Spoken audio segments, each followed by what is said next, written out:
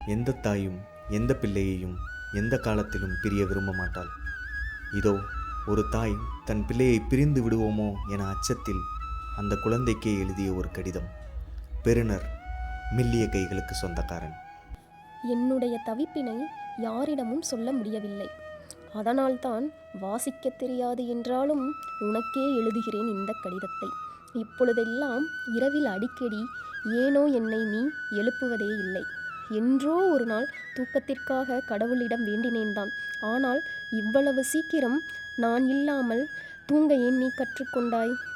நீ பசித்து அழுவாய் என்பதற்காக மூடாமல் இருந்த அதே கண்கள் இன்னும் உனக்கு பசிக்கவில்லையா என நினைத்து கொண்டே இன்னமும் தூங்கா விரதம் இருந்து கொண்டுதான் இருக்கிறது.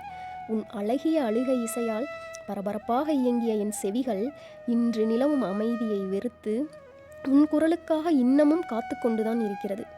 எவ்வளவு இருட்டிலும் உன் மின்மினி கண்களுடன் காதல் கொண்ட என் இதயம் இன்னமும் உன் தந்தைக்கு கூட முழு அன்பை தர ஏனோ மறுக்கிறது.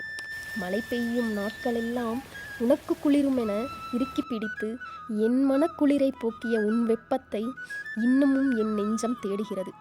சூகை பிடித்த கை கால்கள், நீ முழித்திடுவாய் என மெதுவாய் நடந்த பொடிநடைகள், பால் பல்லின் பல கடிகள், அதனால் உன்மீது சொட்டிய என் கண்ணீர் துளிகள், தூக்கமில்லாத இமைவலிகள், வலிமை இழந்த தண்டுவடம், படபடத்த இதய துடிப்புகள் இன்று அன்று வெறுத்த நிமிடங்கள் எல்லாம் ஒவ்வொரு முறை நினைக்கும் போதும் ஏனோ இன்று இனிமையாய் தெரிகிறது.